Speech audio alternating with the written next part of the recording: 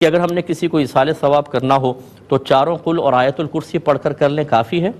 بالکل کافی ہے۔ یہ جو اب قاری صاحب ہوتے ہیں نا، مخصوص دعا پہلے چاروں قل پڑھتے ہیں، پھر وہ مخصوص آیات کے ٹکڑے پڑھتے ہیں، ہمارے ہاں معروف ہو گئی ایک فاتحہ۔ ہم سمجھتے ہیں جب تک یہ نہیں ہوگا تو ایصال ثواب ہی نہیں ہو سکتا۔ یہ بڑی غلط چیزیں ہوتی ہیں کہ جس چیز کو دین نے نہیں کہا کہ آپ اس کو لازم سمجھیں، ہم نے اس کو لازم بنایا ہوا ہے۔ اب اگر کوئی مجھے کہتا ہے جی مفتی صاحب ذرا تھوڑا سا قرآن پڑھ لیں، ایصال ثواب کرنا ہے، میں ایک دفعہ آیت الکرسی پڑھوں گا، 3 دفعہ سورہ اخلاص، کیونکہ 3 دفعہ سورہ اخلاص پورے قرآن کے برابر ہے ثواب کے اعتبار سے، نبی کریم نے فرمایا کافی ہے، بس دعا کر لیں ختم۔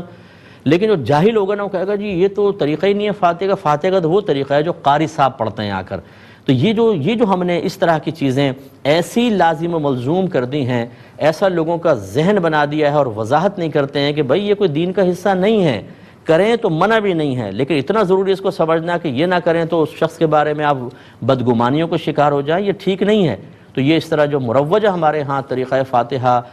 ہے، یہ کوئی فالو کرنا لازم نہیں ہے۔ آپ نے جیسا لکھا ایک دفعہ آیت الکرسی، 4 دفعہ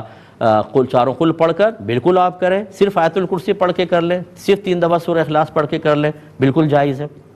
تو اس طرح